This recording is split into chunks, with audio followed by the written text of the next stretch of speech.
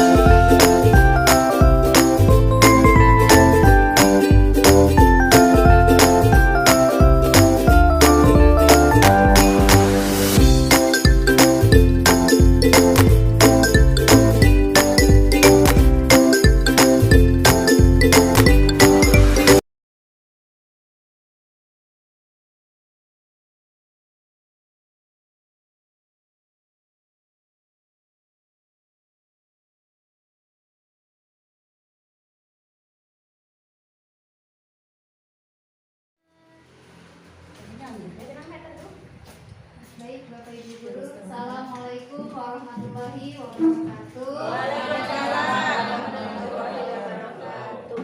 Alhamdulillahirrabbilalamin. Allahumma sholli ala Muhammad wa ala ali Muhammad. Yang terhormat Ibu Kepala Sekolah beserta Dewan Guru, terima kasih sudah bersedia hadir pada kegiatan hari ini. Segala puji marilah kita limpahkan kepada Allah Subhanahu wa taala karena berkat limpahan karunia-Nya kita semua masih diberikan nikmat iman, Islam serta kesehatan sehingga kita semua dapat berkumpul di sini dalam rangka saya akan mensosialisasikan tentang kegiatan budaya positif.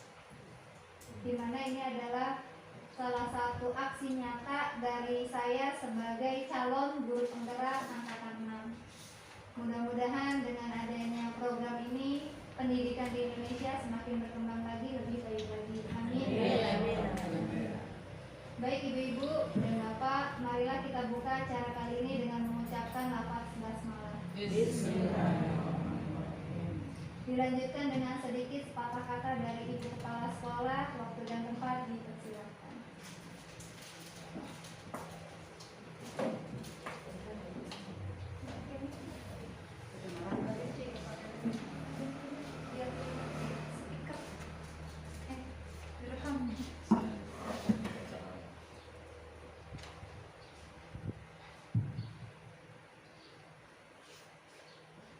Bismillahirrahmanirrahim.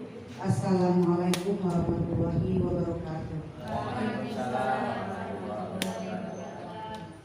Alhamdulillah wa syukurillah wa la haula wa la quwwata illa billah. Rabbi shrah li sadri wa yassir li amri wa hlul 'uqdatam min lisani yafqahu qawli.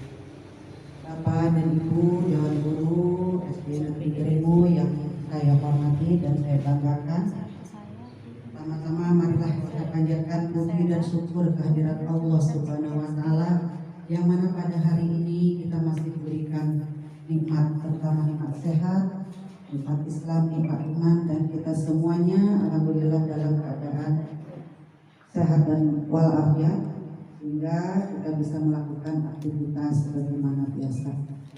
Salawat dan salam semoga senantiasa tercurah kepada junjungan Nabi besar Muhammad Sallallahu Alaihi Wasallam serta keluarganya, sahabatnya, dan kita umatnya sampai yaumil kiamat.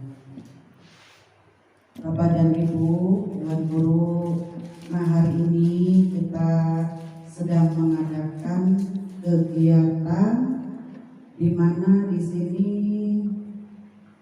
salah satu teman kita atau rekan kerja kita Utias Dewi Trisnawati, guru kelas 5, sebagai calon guru penggerak yang akan memberikan paparannya tentang aksi nyata untuk temanya tentang budaya positif.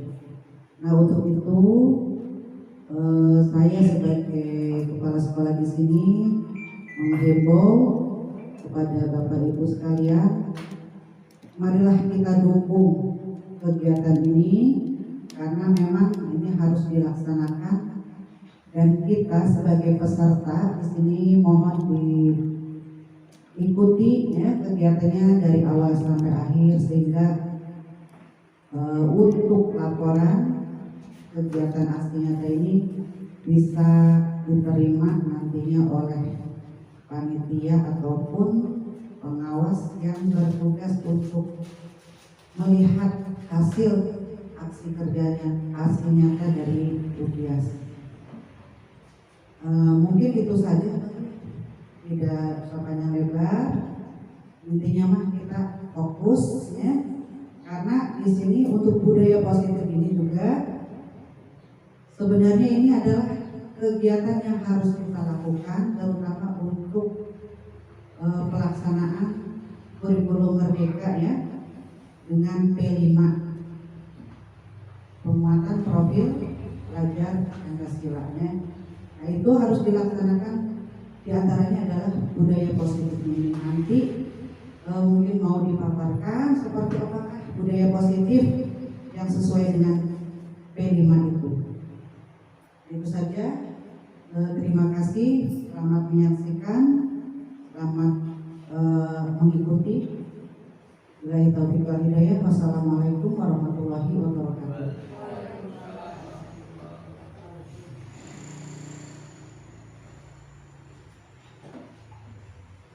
Ibu, terima kasih banyak atas sambutannya, dan saya di sini berdiri di depan Bapak Ibu guru bukan saya yang paling bisa, tapi saya di sini belajar untuk menyampaikan apa yang sudah saya pelajari ya Bapak Ibu ya.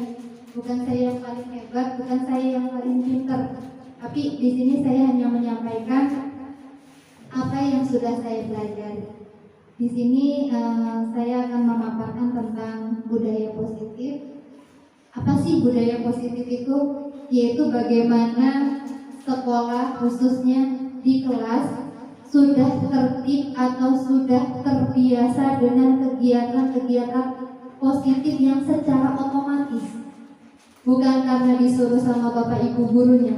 Mungkin awal dituntun, dibimbing sama Bapak Ibu guru, namun semakin kebiasaan itu sudah berjalan, walaupun gak ada Bapak Ibu gurunya, anak-anak tetap berjalan.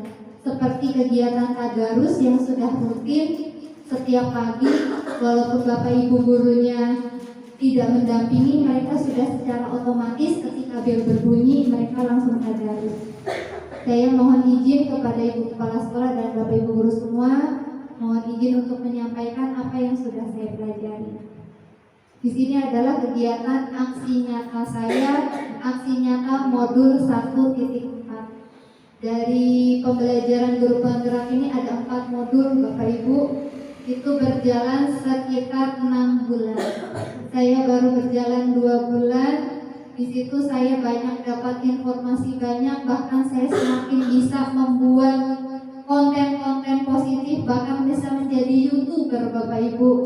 Yang tadinya saya subscribernya cuma 190, sekarang sudah menjadi 1400.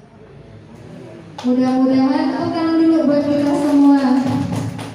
Mudah-mudahan nanti kedepannya saya bisa membuatkan YouTube untuk sekolah, dan jikalau subscribernya itu bisa sampai ribuan, akan ada passive income yang masuk untuk ke sekolah, dan mudah-mudahan uang itu bisa digunakan untuk kegiatan sekolah. Mudah-mudahan setelah ini, setelah kegiatan guru penggerak ini nanti akan saya garap, mudah-mudahan bisa ada penambahan pemasukan buat sekolah. Amin ya robbal alamin. Di sini apa sih yang dimaksud dengan budaya positif?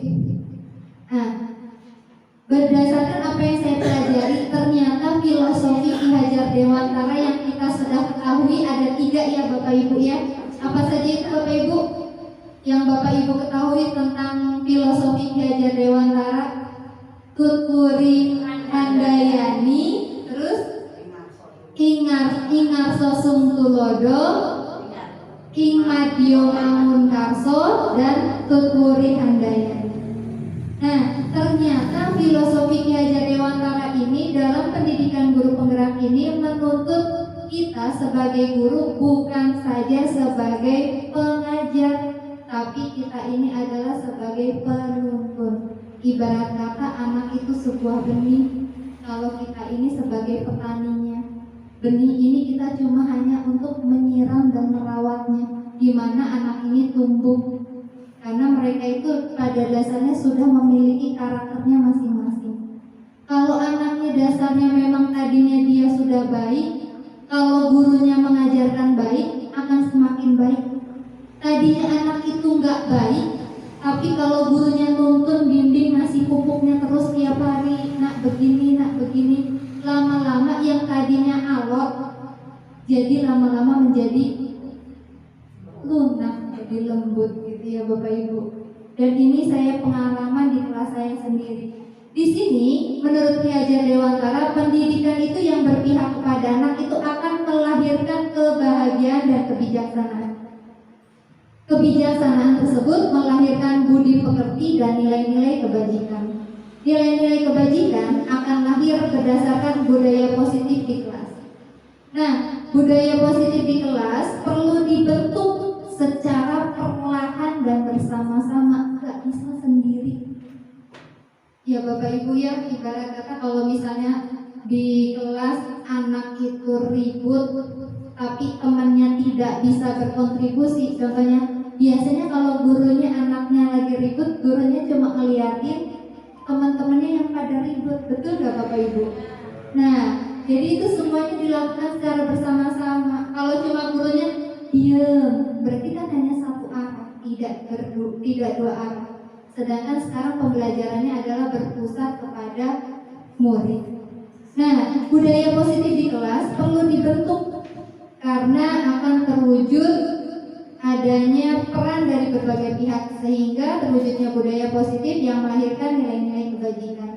Jadi dalam pembelajaran Ki Hajar Dewantara ini 3 kata kuncinya: murid, murid, murid. Bukan cuma guru yang dulu mungkin guru terus saja ceramah, tapi kalau sekarang semuanya adalah muridnya melakukan dan menghasilkan karya. Ini tujuan dari pembelajaran dari Ki Hajar Dewantara. Dan apa sih nilai kebajikan itu yang akan digembor-gemborkan, yang akan disanjung-sanjungkan, yang akan dihasilkan nanti? Yaitu yang tadi sudah disampaikan oleh Ibu Kepala, profil pelajar Pancasila. Ini tujuan dari pembelajaran kurikulum Merdeka, untuk melahirkan profil pelajar Pancasila. Bagaimana agar anak-anak memiliki 1, beriman bertakwa kepada Tuhan Yang Maha Esa, dan juga berakhlak mulia. Ini yang utama. Kalau misalnya anak-anak itu memang sudah punya kebiasaan baik, harapannya anak-anak itu dengan sendirinya otomatis bisa menjadi anak yang berakhlak mulia. Yang kedua adalah berkebinekaan global. Nilai kebajikan ini adalah berkebinekaan global. Apa sih maksudnya berkebinekaan global? Yaitu anak-anak saling menghargai satu sama lain, beda agama, beda suku, mereka saling menghargai dan saling memahami satu sama lain. Dan yang ketiga bergotong royong. Kenapa makanya anak-anak sekarang lebih banyak ditekankan untuk pembelajaran kegiatan belajar kelompok, diskusi kelompok, agar mereka bisa memahami karakter satu sama lain. Dan dalam diskusi kelompok itu kan macam-macam ya Bu, ada yang ngerjain, ada yang main, ada yang cuma nonton gitu kan. Nah dari sini akan tercermin siapa anak-anak yang memiliki sifat mau bergotong royong bersama-sama. Setelah itu muncul nilai kreatif. Biasanya anak-anak di sini sangat banyak sekali nilai kreatifnya, bahkan saya lebih kalah dari kreatifnya sama anak-anak. Kadang-kadang mereka bikin kacamata dari kertas yang nggak bisa dipakai bikin kacamata ya Bu ya. Terus yang selanjutnya adalah bernalar kritis, dan ini yang memang ditekankan kenapa kadang-kadang ada soal yang quotes. Nah ini untuk menekankan anak-anak bisa berpikir kritis. Kedepannya anak-anak mampu menyelesaikan masalah yang mereka hadapi secara langsung di kehidupannya masing-masing, bisa memecahkan masalahnya sendiri. Dan yang terakhir adalah mandiri. Ini harapannya anak-anak bisa mandiri. Inilah nilai-nilai kebajikan. Bapak Ibu, saya lanjutkan ya. Nah, apa sih disiplin positif itu? Mungkin Bapak Ibu sudah mengetahui. Perilaku disiplin itu dibentuk bukan hanya sekedar hari ini, tapi berkelanjutan. Bisa terbentuknya disiplin positif itu adalah dari keteladanan. Kita nggak mungkin bilang, nak jangan ngerokok, tapi bapak ibu gurunya ngerokok. Pasti dibalikin di rumah gitu ya bapak ibu ya. Bener gak Bu? Biasanya dibalikin tuh sama anak, gak cuma di sekolah tapi di rumah juga. Nah, disinilah disiplin positif itu adalah belajar kontrol diri dengan menggali potensi kita agar mencapai tujuan kuliah. Biasanya untuk memunculkan disiplin positif itu ada hukuman dan ada penghargaan. Dulu saya belajar kalau misalnya anak-anak itu salah, pasti kita beri hukuman atau sanksi. Benar gak Bapak Ibu? Benar ya Pak? Tapi ternyata setelah saya pelajari di sini, hal itu bukannya membuat anak itu sadar diri, muncul motivasi intrinsik atau misalnya motivasi dari dirinya untuk oh ini salah, jangan dilakukan, tapi malah membuat anak itu bukannya jerah, tapi malah nambah ya Bapak Ibu ya. Nambah besoknya tetap aja melakukan ya. Nah ternyata hukuman itu bukan efek yang baik untuk anak kita. Dan penghargaan juga bukan hanya efek yang baik untuk anak kita. Misalnya, yuk kamu ngerjain, nanti dikasih hadiah, diiming-imingin. Nah ketika dia tidak mendapatkan hadiah itu, dia tidak mau melakukan. Jadi males karena hadiah. Jadi karena ada imbalan akhirnya dia mau melakukan. Terus kadang kalau yang paling agak sedih itu Bu, kalau hukuman kadang-kadang anak itu bukan di sekolah, di rumah juga ya Bu. Karena takut dihukum, biasanya dihukum itu dimarahin. Kalau anak dimarahin itu udah termasuk dihukum ya Bapak Ibu. Anak itu kalau misal dimarahin tuh, oh saya dihukumnya sama ibu guru. Dimarahin aja itu anak itu hatinya sudah luka. Hatinya udah luka. Ketika kita menghukum, jangan salahkan kalau anak kita jadi berbohong. Karena untuk apa? Untuk menghindari hukuman. Hukuman dari siapa? Dari kedua orang tua ataupun dari gurunya. Akhirnya dia bohong. Tuh, saya baru belajar di sini Bu. Tadinya hukum jerak, oke, udah, besok nurut. Tapi kadang-kadang ulang lagi, dihukum lagi, jerak, besok nurut, seminggu bertahan, besok lagi, ya kayak gitu lagi gitu. Nggak ada efeknya gitu. Efeknya cuma sebentar. Ternyata setelah itu, setelah saya selidiki, ternyata iya memang dia kadang berbohong karena untuk melindungi dirinya. Dia nggak mau dihukum. Dia melakukan sesuatu karena dia punya alasan tersendiri. Dan di sini saya diajarkan yang namanya restitusi. Ini adalah ilmu baru buat saya Bu, restitusi namanya. Restitusi itu adalah bagaimana di sini penerapan hukuman dan penghargaan ini ternyata efeknya kurang maksimal, tapi restitusi inilah yang akan memunculkan kesadaran pada diri anak. Nah, itulah yang saya pelajari di sini. Yang selanjutnya, saya mempelajari juga teori motivasi. Baik, Bapak Ibu, boleh saya kasih sedikit ice breaking. Mudah-mudahan ini memunculkan motivasi ke anak-anak untuk semangat belajar di kelas. Biasanya anak-anak kalau di kelas saya suka kasih ice breaking begini Bapak Ibu. Kalau saya bilang halo, jawabannya hai. Ya Bapak Ibu, kita coba ya. Halo, hai. Halo, halo, hai. Halo, halo, halo. Hai, hai, hai, halo. Nah, tangan itu kita semua. Ketika di kelas nih Bu, tiba-tiba biasanya anak itu bisa mendengarkan secara anteng nih begini nih, itu cuma 20 menit pertama antengnya. Jadi jangan heran. Nah, jangan heran ya Bapak Ibu kalau udah dari 20 menit uyek, usah kemana. Betul Bapak Ibu? Betul. Jadi oleh karena itu ketika anak-anak sudah mulai usret dewek, diajaklah diseling, dikasih refreshing. Kalau misalnya kalau di tengah-tengah namanya refreshing. Kalau di awal namanya adalah ice breaking. Nah, kalau di awal saya biasanya gini, udah duduk anak-anak, duduk siap, tangan ke atas, lalu ke samping, lalu ke depan, dilipat yang rapi, siap. Itu udah anteng. Masih ada yang ribut Bu, masih ada yang belum anteng. Temennya sendiri yang bilang Bu, bukan saya lagi. Duduk siap, langsung semuanya begitu. Itu sudah otomatis berjalan. Jadi nggak capek, nggak kuat gitu ya Bu ya. Ibaratnya mau gegerowokan, teriak-teriak di depan gitu kan. Mereka sudah otomatis. Nah, di sini saya belajar tentang teori motivasi. Ternyata manusia itu ada 3 teori motivasinya.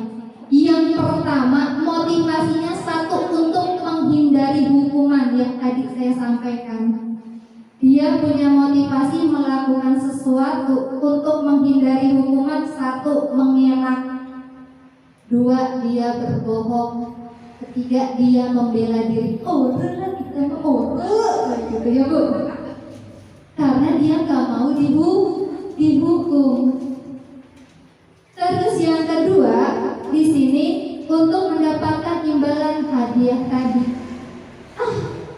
Disuruh beli nih ke warung. Biasanya dia kalau di rumah ya Bapak Ibu, nanti tak kupahi sewu, tak kupahi 2.000 gitu kan, baru berangkat, ya nggak Bu? Nah itu dia ternyata efeknya juga kurang maksimal. Dia melakukan sesuatu karena mendapatkan imbalan. Dan ini kalau tidak ditekankan sejak sampai kelas 5, dan itu akan menjadi watak. Karena anak itu usia kelas 1 sampai kelas 5 bentuknya itu tabula rasanya kan anak-anak itu sebenarnya sudah punya tabula rasa, punya garis putus-putus, sudah punya wataknya masing-masing. Kita sebagai orang dewasa yang menebalkan mau dibawa kemana nih anak ini, mau dibawa yang baik atau yang jelek. Bagaimana contoh dari gurunya atau dari orang tuanya, ditebalkannya mau kemana. Selagi dia masih bisa kita tebalkan ke arah positif, sampai di kelas 5 dia akan terus menjadi watak yang baik positif itu sampai dia gede. Karena itu pembentukan watak itu memang pas di kelas 5. Tapi kalau sudah membentuk wataknya dia, Bu, anak saya susah sholat. Makanya kenapa kalau di kelas 5 ini saya tekankan anak-anak supaya rajin sholat. Supaya apa? Biar dia sadar pada diri sendiri. Terus sama orang tua harus hormat, walaupun memang butuh waktu ya Bu, prosesnya tuh gak cuma sehari 2 hari harus dikasih tahu. Karena itu pembentukan wataknya hanya di sampai kelas 5 itu nanti dia sudah membentuk wataknya.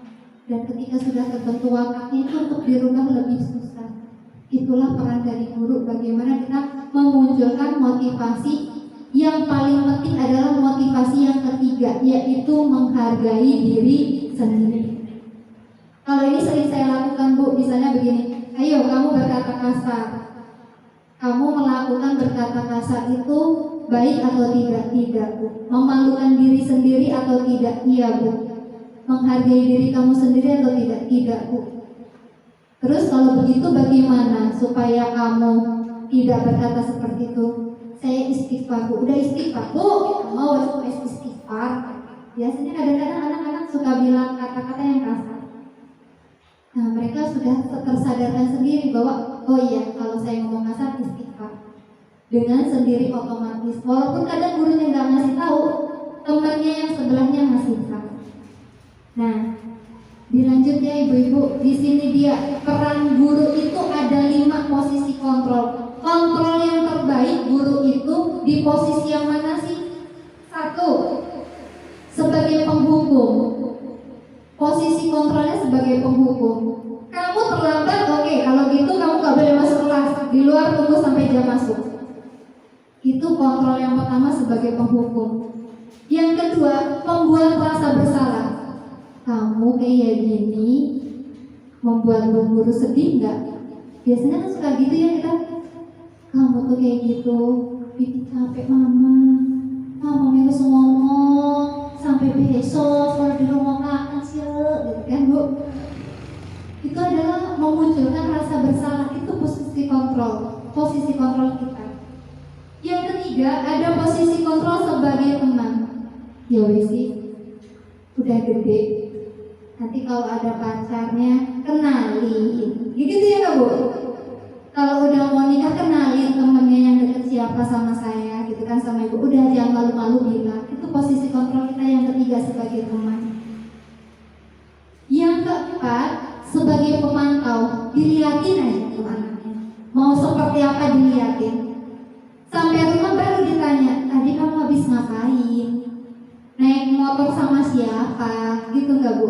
Nanya. Karena kita udah mantau dulu. Nanti dia biasa jawab. Nah, posisi kontrol yang terbaik itu adalah yang kelima sebagai manajer. Apa sih manajer itu? Manajer itu harus memunculkan bagaimana kita menanyakan, kamu melakukan itu karena apa? 1. Itu posisi yang terbaik. Kamu melakukan ini alasannya apa? Karena dia pasti punya alasan. Tanyakan dulu alasannya. Orang sayanya senang Bu, pengen main HP Bu, senang. Posisi kedua, ditanyakan lagi, kamu senang main HP? Iya Bu. Terus kalau misalnya kayak gitu kelamaan main HP, bagus nggak? Enggak Bu. Dengan sendirinya jawab Bu. Itu yang namanya posisi sebagai manajer yang akan diterapkan dalam yang namanya segitiga restitusi. Dan di sini apa saja sih kebutuhan dasar manusia? Yang pertama Bu, kebutuhannya adalah kebutuhan hidup. Kita kebutuhan untuk bertahan hidup. Setiap manusia punya kebutuhan untuk bertahan hidup. Yang pertama itu. Jadi kalau misalnya belum makan, belum sarapan, belum minum, biasanya kegiatan belajar juga menjadi terganggu. Bu, mules. Belum apa-apa udah mulus. Bu, toilet bolak-balik itu mengganggu, Bu, bener. Lagi belajar izin bolak-balik ke toilet itu mengganggu. Jadi kita harus tahu dulu nih kebutuhan hidupnya anak-anak ini seperti apa. Yang mau ke toilet diizinkan ke toilet sebelum belajar. Yang kedua adalah kebutuhan penguasaan. Anak-anak itu ingin memiliki. Kalau gurunya perhatiannya sama satu orang, kadang-kadang dia mencari perhatiannya berbeda-beda ya Bu. Ada yang nyanyi-nyanyi di kelas, ada yang pukul-pukul meja di kelas, karena dia itu ingin menguasai lingkungannya. Dan yang ketiga adalah kebutuhan kasih sayang dan rasa diterima. Dan ini yang paling penting Bu. Anak-anak itu kalau dinasehatin cuma sama mulut, efeknya kurang. Harus disentuh. Kalau laki-laki mah dipegang pundaknya, itu bener ngefek Bu. Kalau perempuan mah dielus, gak bisa dimakan. Harus perempuan mah dielus. Waduh, tambah dikemplok Pak, tambah marah dia. Nah, ya seperti itu. Anak laki-laki itu benar-benar ngefek kalau misalnya dia setelah melakukan kesalahan ini jadi anak baik ya, ngefek Bu, benar. Saya punya, mungkin Bapak Ibu guru tahu ya, murid saya yang kelas 5 sekarang, dulu kelas 4-nya seperti apa, aktifnya seperti apa, ya kan Bu ya. Bahkan sering berantem ya Bu, sering berantem tiap ini ada laporan gitu kan. Paris nah. Paris sering berantem. Tapi sekarang alhamdulillah saya amanah ini Paris, cucunya Bapak, saya amanah jadi seksi keamanan. Cakep Pak. Dia itu punya jiwa pemimpin. Anak yang sering mengganggu orang itu adalah anak yang punya jiwa pemimpin, gak mau diatur. Tuh, pengennya ngatur. Bener gak Bu? Kalau dia pengennya ngatur, dia itu jiwa pemimpinnya besar. Makanya biar dia punya dihargai jiwa pemimpinnya tersalurkan gitu. Makanya dia kan pengen tersalurkan, akhirnya dia gangguin orang, muslim. Tapi kan dia tuh sebenarnya jiwa pemimpin. Akhirnya saya kasih amanah, dia seksi keamanan. Lagi ngaji Bu, tadarus nyatetin siapa yang ribut. Cek. Ngaji.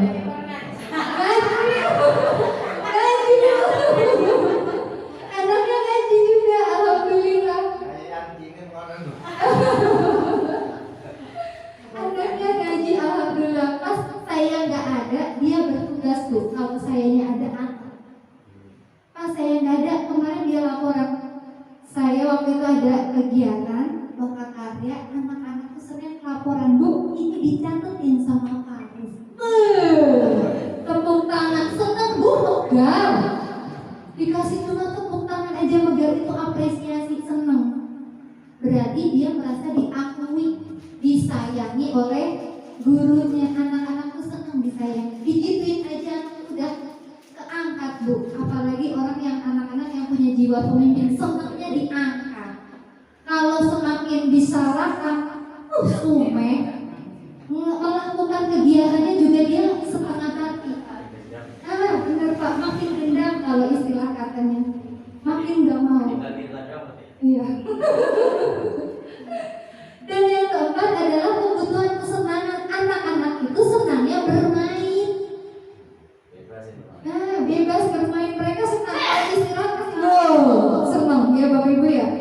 Jadi makanya kalau di kelas saya suka ajak bermain. Contoh gini ya, saya ajak bermain perkalian. Biasanya kan sweet kertas batu gunting, betul? Sekarang saya contoh, Ibu Neti yuk maju sama Bu Eti. Contoh, ini bisa dipraktekin di kelas. Contoh, kita sweet perkalian. Nah ini, misalnya 1, Berarti 1 kali 2. Misalnya ibu 3. Yuk 1, 2, 3. 12. Lagi bu, sampai 3 kali lagi bu. Belum ya. Permainan yang langsung dijawab, langsung dijawab. Misalnya ibu 2, coba 2 bu. Ibu 2, bu Neti 2. Nah, berarti 2 kali 2. Siap ya. 1, 2, 3. 3. Ya, 3. 1, 2, 3. 1. Udah nggak? 1, 2, 3. Pak. Bu, sama nggak? Yang benar siapa? Oh sama, belum. Baru 1 Bu Neti. 1, 2, 3. 5. Sama. Ayo lagi. 6.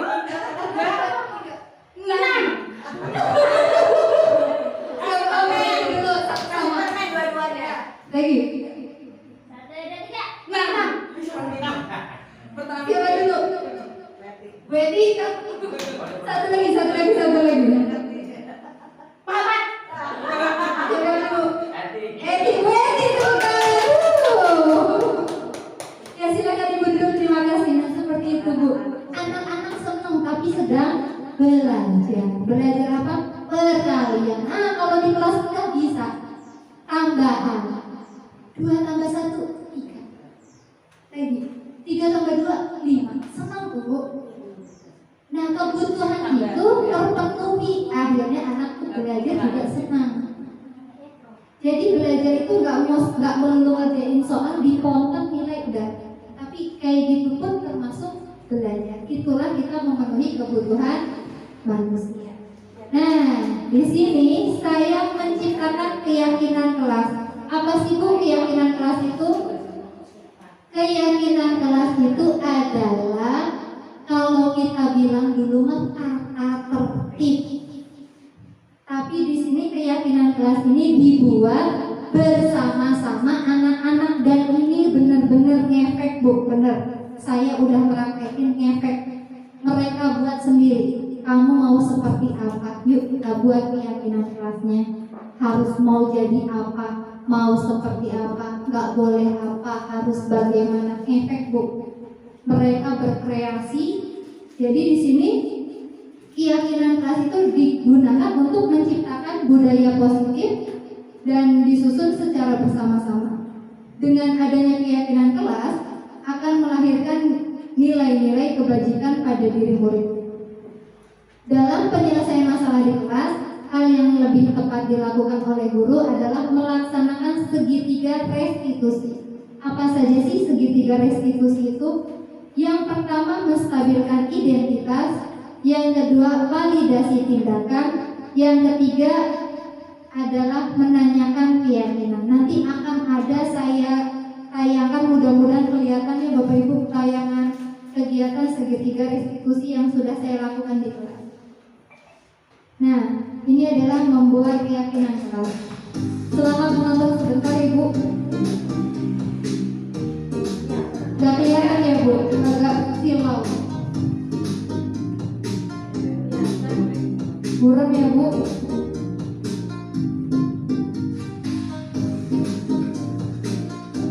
Nah ini kan keyakinan kelas yang saya buat di kelas Bu. Anak-anak bawa kertas origami, bawa karton, mereka nempelin sendiri.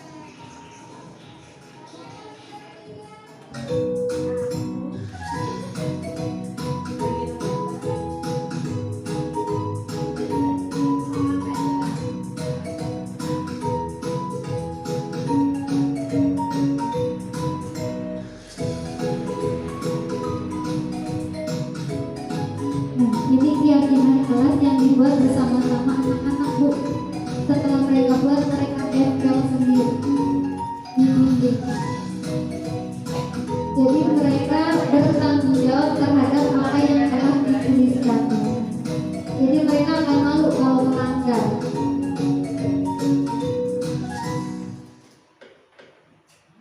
Ya, baik. Nanti bisa saya akan share lagi lebih jelasnya di WA group ya Ibu. Semoga bisa menginspirasi Bapak Ibu semua. Dan di sini segitiga restitusi akan saya lakukan di kelas dengan harapan ketika anak-anak melakukan kesalahan, mereka bisa menemukan sendiri, oh saya nggak boleh melakukan ini karena ini salah. Jadi mereka muncul motivasi dari diri sendiri, bukan karena disuruh gurunya, tapi karena mereka sadar, oh iya ini nggak baik buat saya. Nah, di sini saya, ini dia kegiatan segitiga restitusinya. Yang pertama itu kita stabilkan identitas. Kamu tadi melakukan apa? Kenapa kamu melakukan itu? Kalau dia melakukan salah ditanyakan, Bu, kenapa kamu ngomong kasar misalnya? Kenapa kamu main-main saat tadarus? Nah, itu namanya menstabilkan identitas. Setelah itu kita validasi tindakan yang salah. Kalau kamu ngobrol saat tadarus itu benar enggak? Nanti dia jawab, enggak Bu. Karena anak itu udah tahu ini salah, ini benar, udah tahu. Enggak Bu. Daripada kita memberikan hukuman dan itu bukan efek yang bagus, karena nanti dia ada efek yang lain, dia bisa berbohong untuk melindungi dirinya. Nah kalau ini enggak, kita tidak serta-merta menyalahkan. Jadi ditanyakan, kamu tadi kenapa tadarus main-main? Ini Bu gini, pasti dia cerita. Kalau kamu tadi, nah terus kita tanya, kita stabilkan nih, kita validasi tindakannya. Kalau ngobrol gak serius saat tadarus, itu baik enggak Bu? Nah baru kita tanya keyakinannya. Kalau begitu kamu melakukan seperti itu, berarti itu salah atau tidak? Salah. Terus setelah itu kamu harus bagaimana? Nah nanti anak-anak tuh menjawab, oh ya Bu, nanti saat saya tadarus saya nggak akan ngobrol lagi. Nah akhirnya kita memunculkan sendiri kesadaran kepada diri anak-anak. Sebentar ya Bu, sepertinya mati. Saya izin ganti ya Bu ya.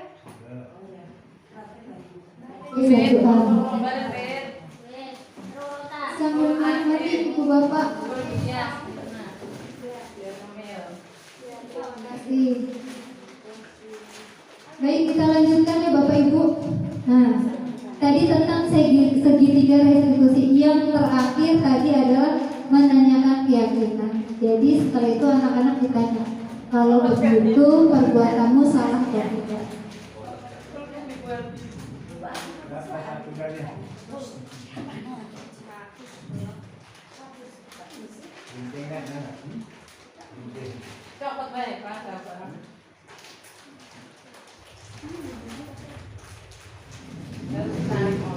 Ini kegiatan segitiga restitusi yang saya lakukan. Mohon maaf kalau agak buruk ya, karena kuliahnya terlalu silau. Dan ini kegiatan ini saya lakukan acting bersama anak-anak ya Bu. Anak-anak kelas 5 saya ajak acting Bu.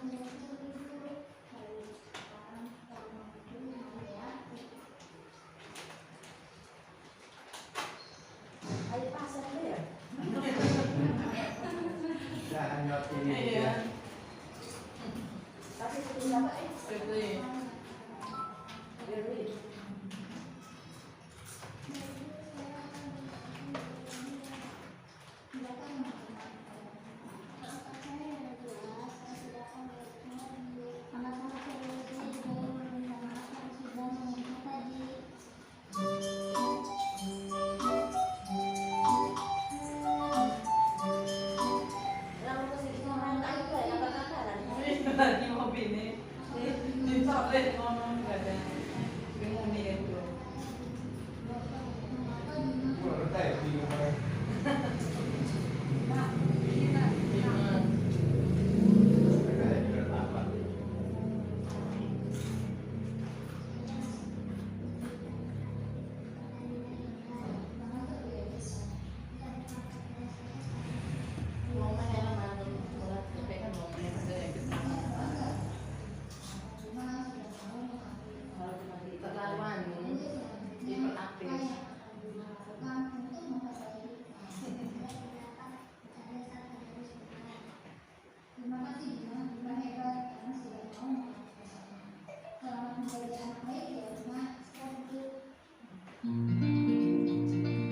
Kegiatan bohongan Bu, testimoni.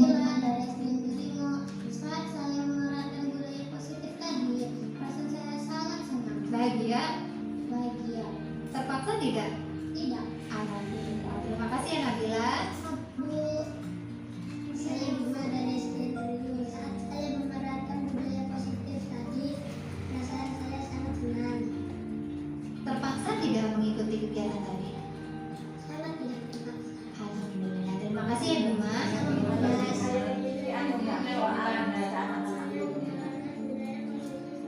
Ponakannya Pak Agus. Terpaksa tidak mengikuti kegiatan tadi? Bahagia? Terima kasih ya Firly. Assalamualaikum. Bukan buat anak-anak kita, ternyata mereka bisa acting Bu. Mereka bisa acting, bisa diajar untuk acting. Ya, kita nanti kapan-kapan acting ya Bu. Ya, boleh Pak bertanya.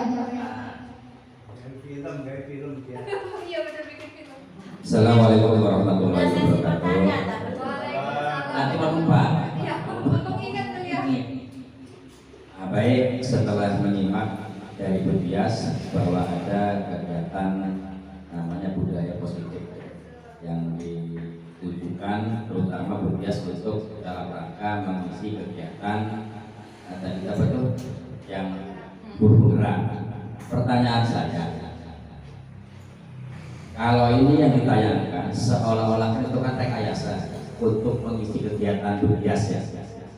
Nah, apakah nanti dalam pelaksanaan yang sebenarnya mengajar di kelas, baik kelas 1 sampai kelas 6, karena setahu saya kalau memang itu di kurikulum 13 adanya kan jurnal kelas ya, yang baik, yang jelek ditulis, ditayangkan kan gitu. Nah sekarang adanya kegiatan positif malah muncullah yang namanya restitusi yang tadi disampaikan oleh Julia sebagaimana menggali identitas pelakunya, anaknya, kemudian ditanya baik atau tidaknya ya, kegiatan yang dilakukan oleh apakah memang ini bisa dilakukan di kelas yang pada saat KBN berjalan yang mengganggu saja atau yang termasuk yang bagus juga ditampilkan gitu. Ini kan tadi berdasarkan yang kasus ya, kasus ketika KBN berkegiatan maka ada muncul salah satu murid. Apakah yang kasus itu saja ataupun yang positifnya pun ditampilkan gitu, supaya menarik murid supaya yang bagus pun ternyata ditampilkan gitu ya. Terima kasih. Tepuk dulu buat Mata Miri. Tepuk salut. Tahu nggak Bu? Saya jadi tepuk salut. Salut. Gitu ya Bu, coba tepuk salut.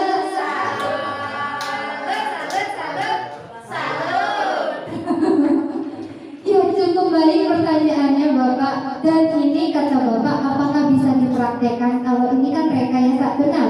Video tadi rekayasa. Setelah saya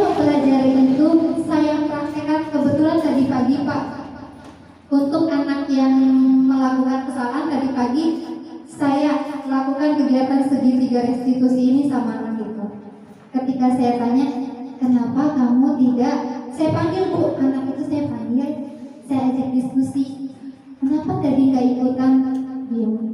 Udahlah Bu, saya ini adalah dihukum aja Bu. Dia langsung bilang gitu, menerima Pak, benar. Kenapa dulu? Belum bisa ternyata Bu. Dia nggak ikut, ternyata dianya nggak bisa. Makanya dia diam, oh kamu nggak bisa. Iya Bu, ya sudah nanti dia aja. Dan itu terjadi tadi pagi. Dan kalau untuk anak yang baik, yang hebat, berprestasi itu gimana, dilakukan juga atau tidak? Nah, ini masuknya nanti dalam kegiatan pembelajaran berdiferensiasi. Artinya kita akan memperlakukan anak sesuai dengan gaya belajar anak. Pas amat Bapak tanya pas saya lagi belajar nih sekarang nih Kak. Anak yang memang mampu akan kita layani dengan kegiatan pembelajaran berdiferensiasi.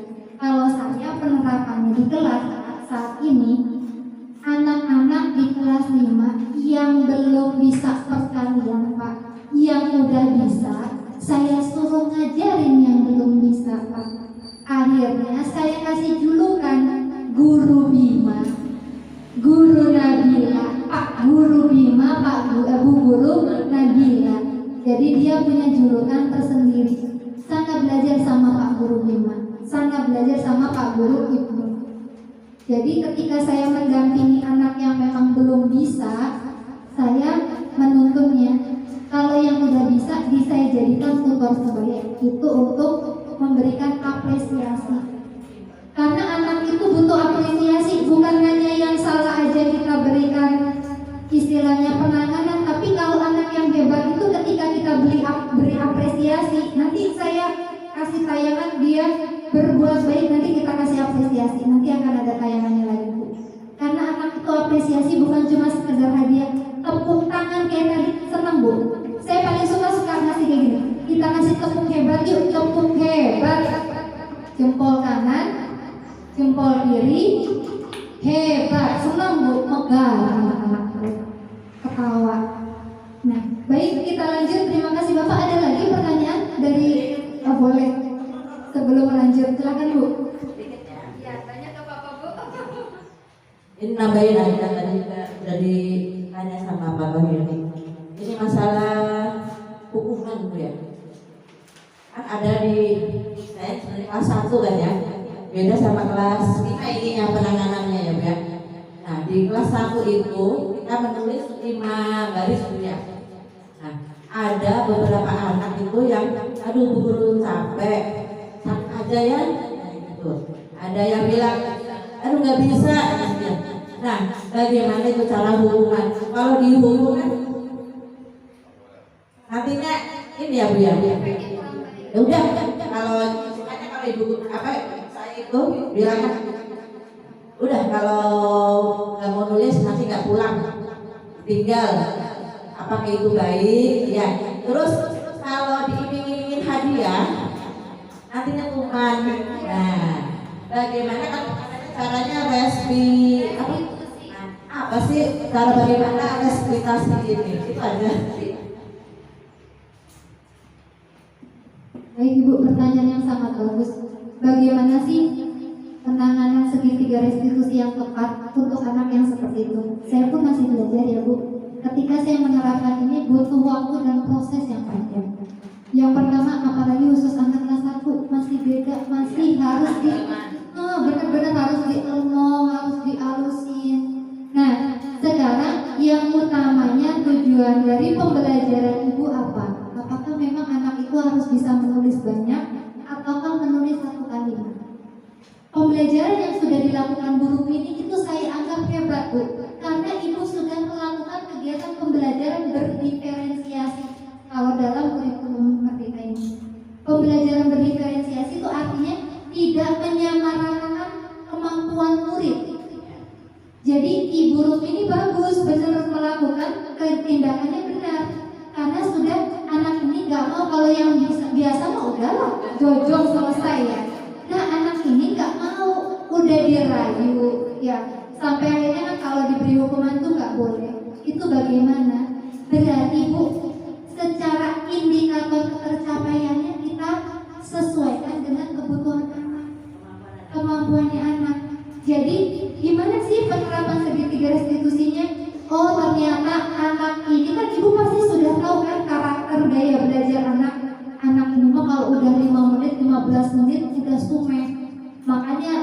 sebaiknya diberikan pelayanan terduluan dia, diberikan perhatian terlebih dahulu.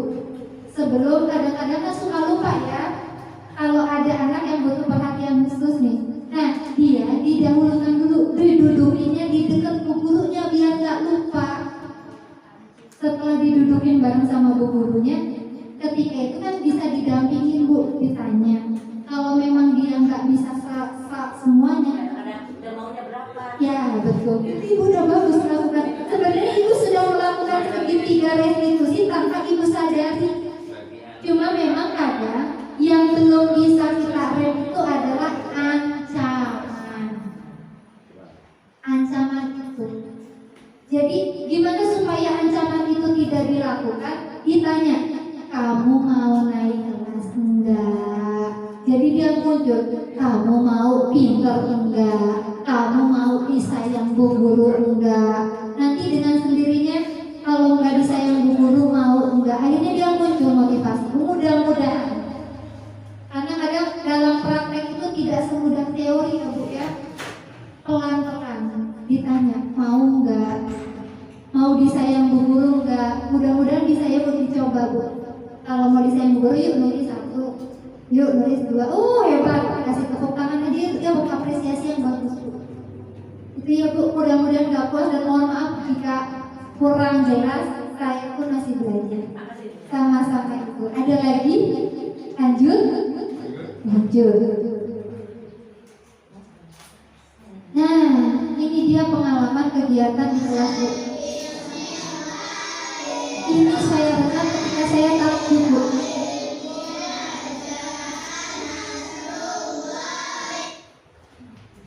Saya takjub ketika saya masuk kelas bu.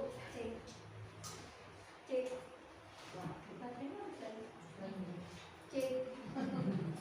Saya ke kelas bu.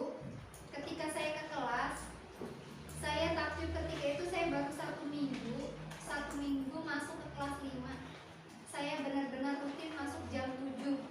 Jam 7 itu saya sudah di kelas bu. Cuma untuk membiasakan anak tadarus.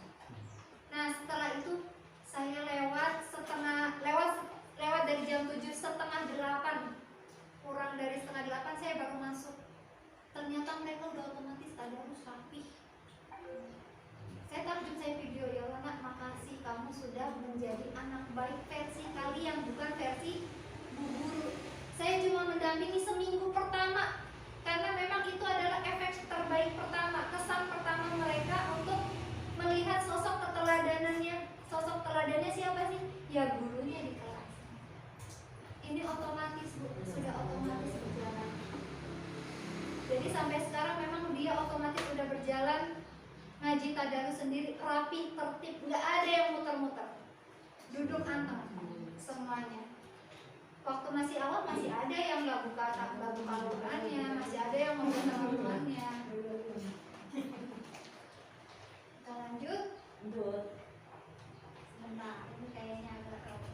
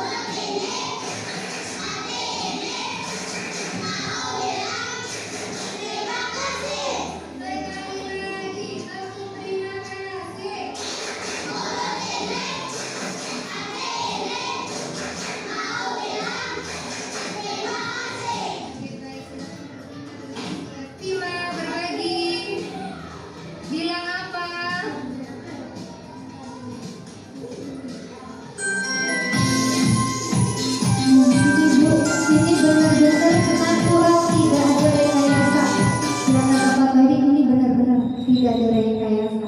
Ini benar-benar terjadi. Anak-anak yang baik saya berikan apresiasi berupa ucapan terima kasih. Dia mau berbagi dan bahkan anak-anak mau antri bu.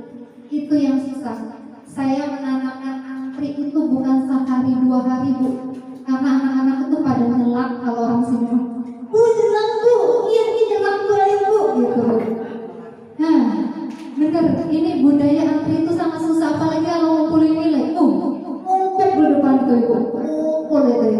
sumpah jadinya. Tapi dengan begini alhamdulillah mereka tetap mau antri sendiri. Nah seperti itu. Nah ini dia kata murid saya, bagaimana sih Bu Guru Tias itu?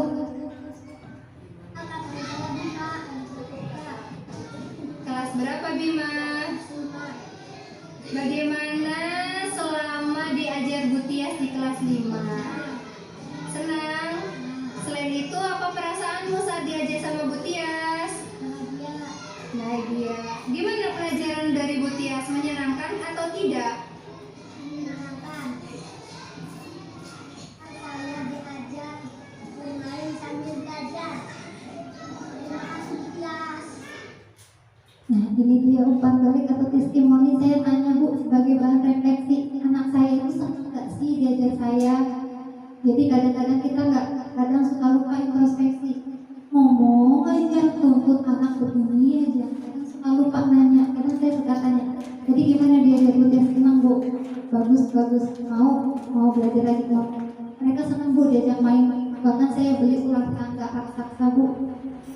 Ular tangga raksasa itu saya kasih apresiasi kalau anak yang pintar mau ngajarin temannya belajar dengan baik, boleh bermain ular tangga raksasa, senang. Dan itu saja penyampaian dari saya, kurang lebihnya mohon maaf, mudah-mudahan bisa menginspirasi Bapak Ibu guru semua. Kurang lebihnya sekian. Assalamualaikum warahmatullahi wabarakatuh. Sebelumnya ada pertanyaan lagi? Nggak ada, sudah cukup? Ya sudah. Baik, terima kasih Bapak Ibu guru. Dilanjutkan oleh Ibu Kepala Sekolah. Terima kasih Bu atas kesempatannya. Silakan Bu. Setelah menyimak, menyaksikan ya, dan mengikuti paparan dari Bu Tias tentang budaya positif, menurut Ibu itu sangat baik, karena kali ini sebenarnya dalam kurikulum Merdeka itu memang sangat diperlukan, terutama untuk profil pelajar Pancasila. Bahkan dari ini hanya sebagian kecil dalam profil pelajar Pancasila kan yang ada 6 dimensi itu. Nanti kita pilih setiap tahun atau setiap semester lah satu tema nantinya tuh. Misalnya yang dipilih, kalau ini kan termasuknya dimensinya beriman, bertakwa kepada Tuhan Yang Esa dan berakhlak mulia. Nah selain ini budaya positif yang dilakukan oleh Bu Tias ya, masih banyak lagi budaya positif lainnya. Jadi banyak dimensi elemen-elemennya, berakhlak pada pribadi, pada sesama manusia, pada alam ya. Nah mudah-mudahan dengan pemaparan tadi, nah kita sebagai pendidik di sini juga terinspirasi untuk melaksanakan profil pelajar Pancasila itu dimensi-dimensi yang lainnya juga. Dan insya Allah nanti kita juga akan, karena Ibu sendiri terus terang ya Bu ya, sebelumnya untuk P5 ini masih ngambang datanya. Nah kemarin setelah workshop 2 hari alhamdulillah ada pencerahan sedikit bahwa P5 ini bukan hanya diterapkannya itu hanya merupakan perbuatan-perbuatan yang segala saja, tapi ini harus betul-betul diprogramkan. Satu semester itu minimal 1 tema, berarti 1 tahun berapa tema? 2 tema itu yang harus dilakukan. Nah itu nanti kita akan rancang bagaimana caranya ya, bentuk perencanaannya. Kalau mengajar kan ada RPP, ini juga sama ada perencanaannya, ada penilaiannya, pelaksanaannya. Hanya beda dengan mata-mata pelajaran. Tadinya Ibu tuh dikira profil pelajar Pancasila itu hanya diselip-selipkan saja gitu di mata pelajaran. Ternyata tidak ya, jadi harus tersendiri waktunya. Makanya di jadwal itu kan profil pelajar Pancasila itu minimal 5 jam pelajaran kalau tidak salah itu. Tadi kan bingung gimana sih caranya melakukannya ya. Dan ini Ibu Yati udah melaksanakan belum? Udah. Tentang apa temanya? Menempel nama.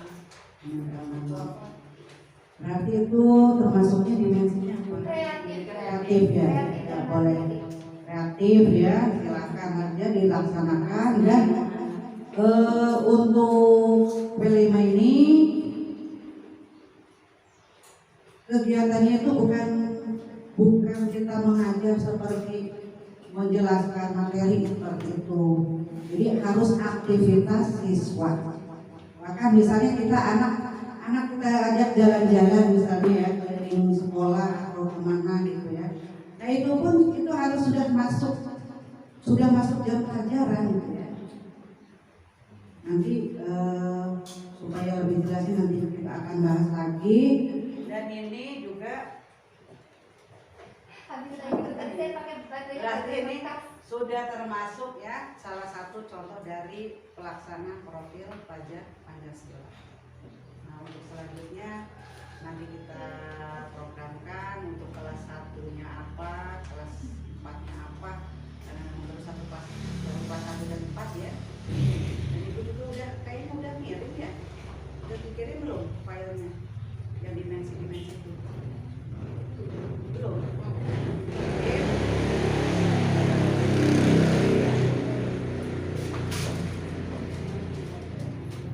Mudah-mudahan dari layanan tadi kita yang guru-guru yang lainnya bisa terinspirasi dan bisa melakukan contoh seperti itu. Anak-anak pelan-pelan ya, pelan-pelan anak-anak juga bisa melakukan budaya positif ya. Terutama yang bikin ibu khawatir itu ya, sering anak tuh sering bulat berantem itu. Aduh ya Allah. Tapi alhamdulillah udah beberapa minggu ini tidak ada yang bulat lagi, tidak ada yang laporan. Apakah memang tidak ada ataukah memang sudah sadar anaknya? Alhamdulillah kalau sudah menyadari sendiri. Terakhir kalau tidak salah yang lagi apa ya? Upacara itu apa ya? Dibawa ke kelas, ibu nggak memarahi. Ya mungkin ada ya, tapi cuma kadang-kadang bilangnya diam. siapa tuh yang waktu itu Paris, siapa ya? Pokoknya 3 orang itu yang lagi upacara itu ya. Kata ibu gini, kamu sudah berapa kali melakukan ini? Udah sering guru, terus mau lagi-lagi enggak?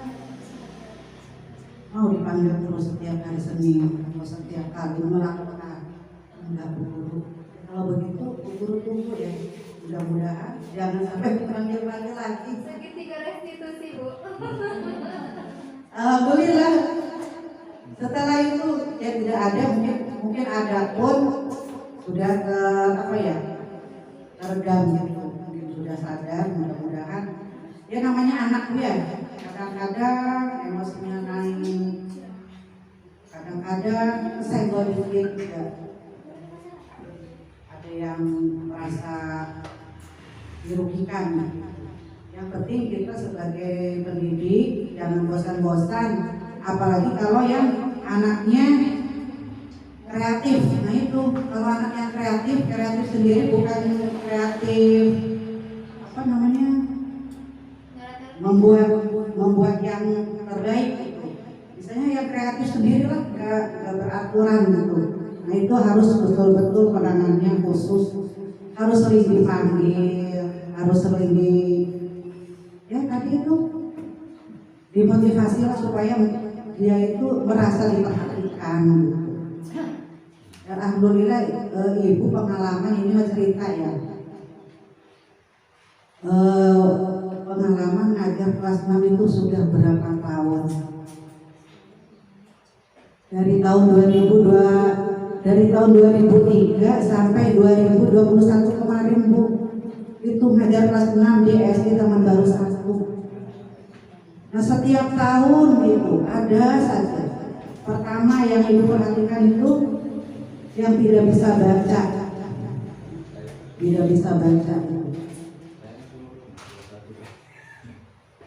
Pak Bagus berapa tahun? Iya, sudah dari 2003. Iya. Kelas 1 sampai 6. Bagus berarti. Setiap tahun itu ada saja anaknya yang nggak bisa baca, ada juga yang suka malak ya.